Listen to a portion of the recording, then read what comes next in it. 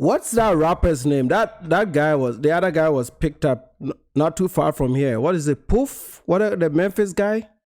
He must be the dumbest rapper in the world right now. I want to find out. What's his name? Poof? Can somebody tell me?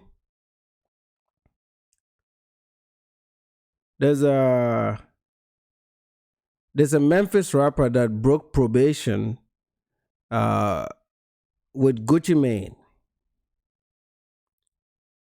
No, this is like 2 days ago. Yesterday's story, actually. The FBI arraigned them like yesterday.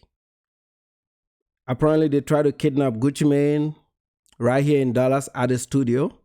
They robbed him at gunpoint, forced him to release somebody from a contract.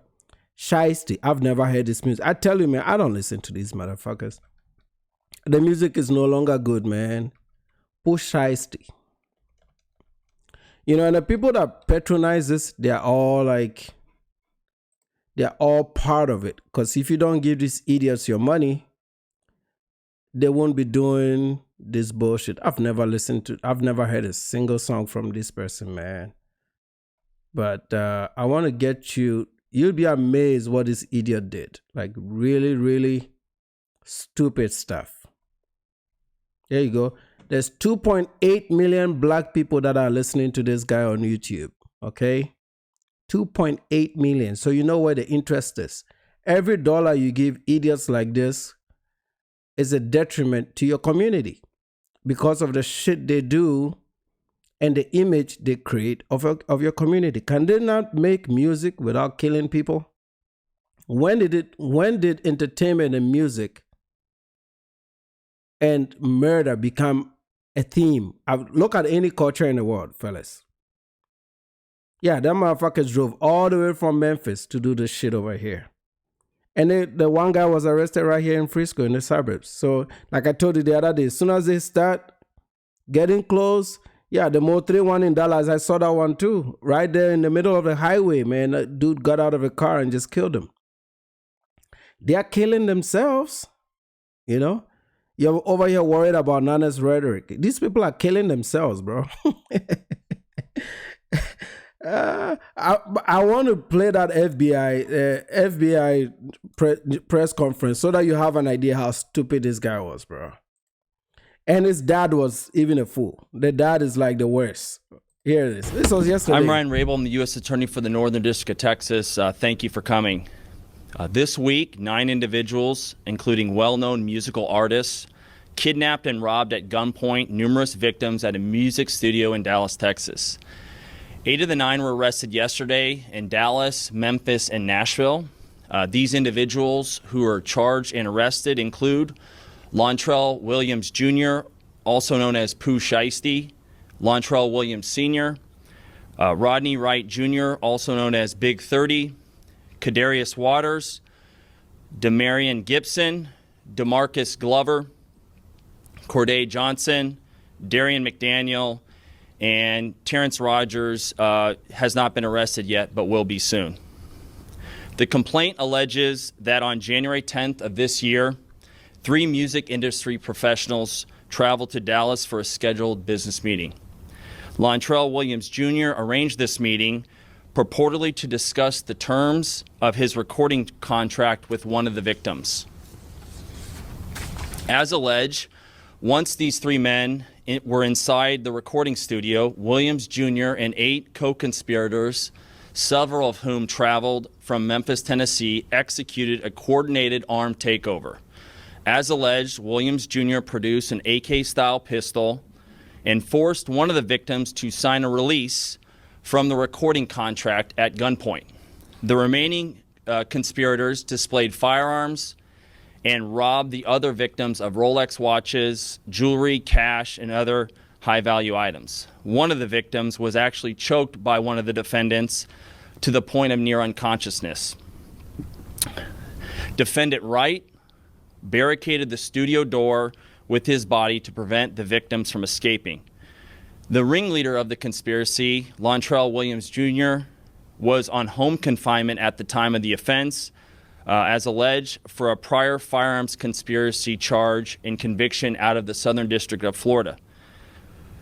Towards the end of his prison sentence, he had been granted home detention. Part of the terms of his home detention were that he would not commit another federal offense or possess a firearm.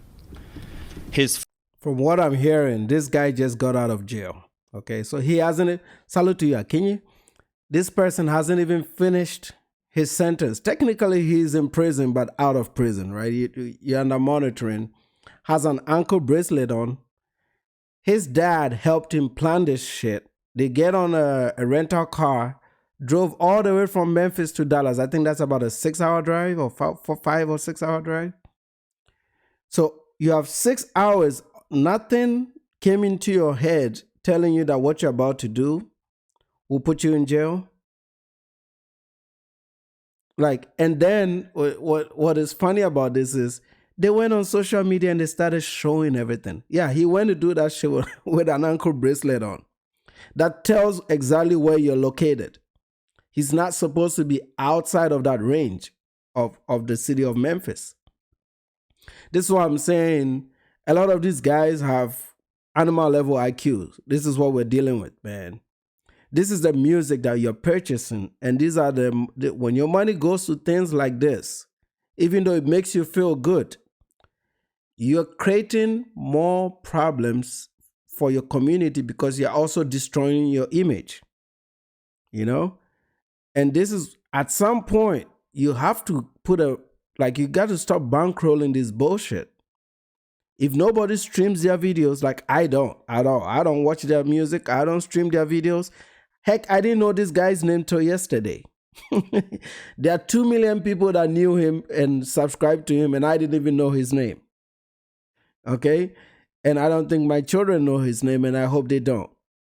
So we have to find a way to finally put a stop to this shit. This is not the rap music of the past. Okay? This is not. This is like a bunch of low IQ, low self-esteem, raised by a single mom, ghetto trash that has been packaged as talent. They are not even talented like that. You know, a lot of the music is sampled from computers. They don't play any music. I don't respect musicians that don't play any music, okay? That can't read any musical notes. That's not talent. This is just electronic computers, like the music I play to start my live streams, okay? That's AI music. They need to stop this bullshit. This is why I say, like, Tariq Nasheed and his folks, they will never win this diaspora war.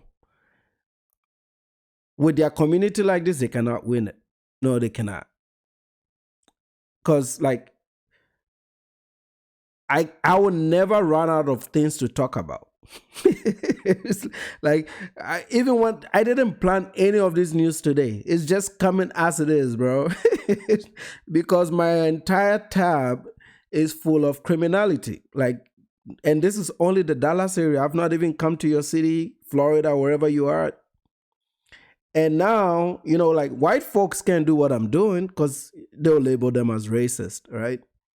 But you can't call me racist. I mean, this dude is trying to call my job, telling them, oh, Nana is over here saying this about black people. And I'm like, yeah, they're going to tell you he's black.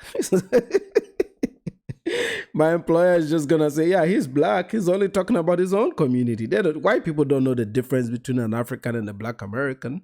Don't think I'm keeping my people accountable. And what is a lie here? Everything that I talk about is actually very, very true.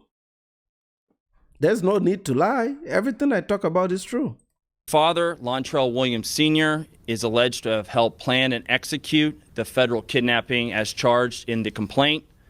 And as described further in the complaint, within hours of leaving the Dallas studio, a number of the defendants were on social media displaying some of the items that appeared to be the jewelry that had been robbed from the victims. The charging document outlines some of the evidence, just some, establishing the defendants' roles in the federal offense. This is as follows: electronic monitoring data placing Williams Jr. at the offense location, which would put him in violation of his home detention conditions. Cell phone records and license plate reader data corroborating the coordinated travel of multiple defendants from Memphis, Tennessee to Dallas, rental car records confirming Williams Sr. rented a vehicle that was used by the group, surveillance footage from the offense location, a nearby office supply store, and a hotel where several of the defendants stayed following the offense. Fingerprint evidence as well that was recovered from the crime scene, matching at least two of the defendants. Social media posts by defendants displaying what appears to be stolen property just in the days following the offense. Greyhound bus records confirming the travel of multiple defendants from Dallas to Memphis the day after the offense.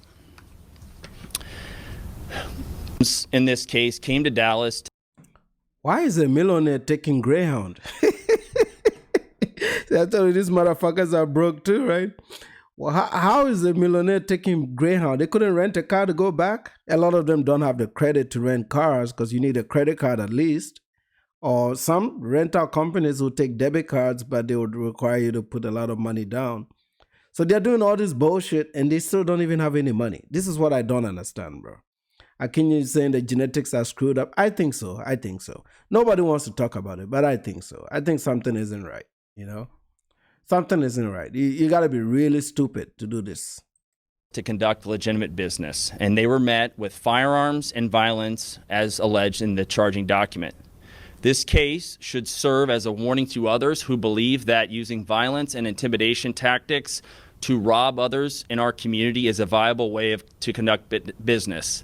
I'm here to say that it is not, and that if you choose to do this, we will, together with our law enforcement partners here and the other ones in the Northern District of Texas, will bring you swiftly to justice. I want to thank the FBI Dallas Violent Crimes Task Force, the FBI's Memphis Resident Agency and Nashville Field Office, the Memphis Safe Task Force, the Dallas Police Department, the United States Attorney for the Western District of Tennessee, Michael Dunovit, and AUSA Greg Wagner, the U.S. Attorney's Office for the Eastern District of Texas, my dear friend and colleague Jay Combs, and the U.S. Attorney's Office for the Middle District of Tennessee, including my colleague Braden Busek. So the dad actually helped him in planning. I mean, think about it, right? How are you going to pass down anything valuable to your children if you're behaving like this as a father? You know, like you are the leader, you are the dad. You're supposed to shape the child. You already failed by raising a child like this. You've already failed. You've become a problem to society. And then your child gets a breakthrough off the streets and becomes a millionaire and is rapping. You should be giving him advice to stay on music. Get out of the hood, go live somewhere nice, and stay on music. But this, I told you, their biggest problem as a community is they don't understand how to parent.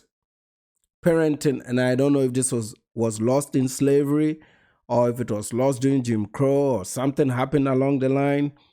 But I've never seen anything like this. Like, these people are horrible parents. You know, like most of the times the guys don't stick around. And if the guys stick around, you're going to get somebody like a Jamoran's dad that watches a kid act a fool and be part of the fool.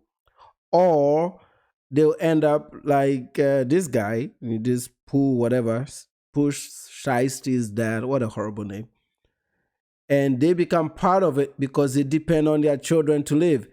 VDT is in the house.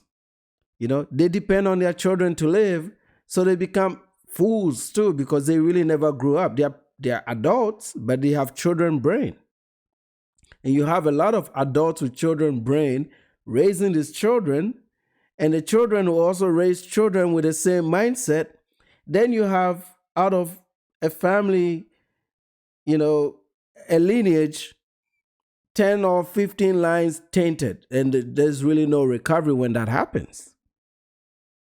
You know, and then you end up with people like Tariq Nasheed, because they're all, you know, like if you go, we're about to do it, we're going to visit them here.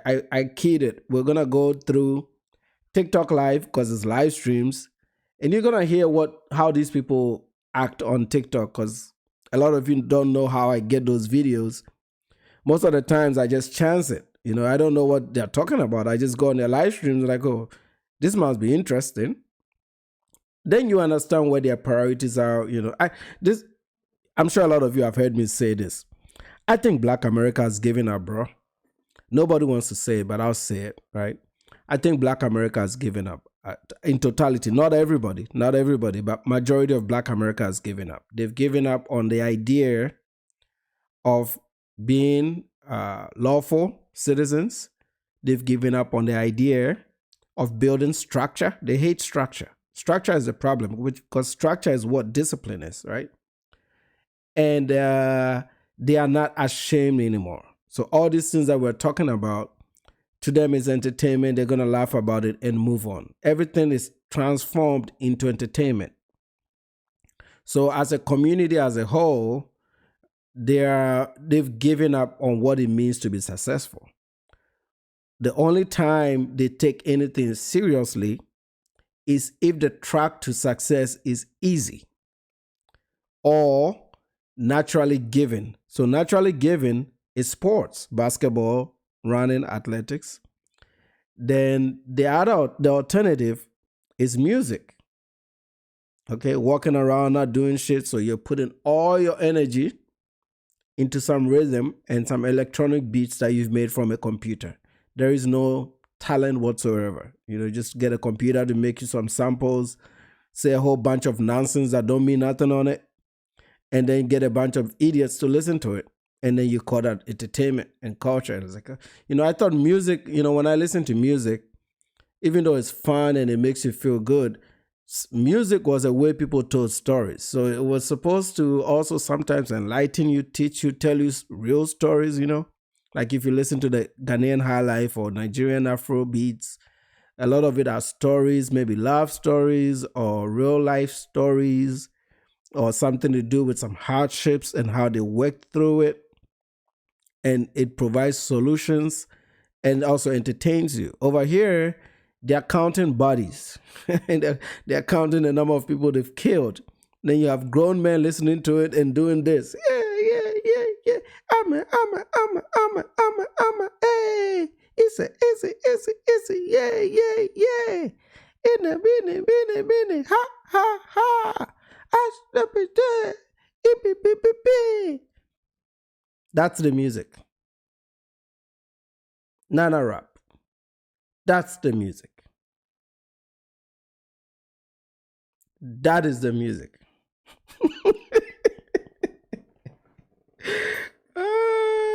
That is the music, folks.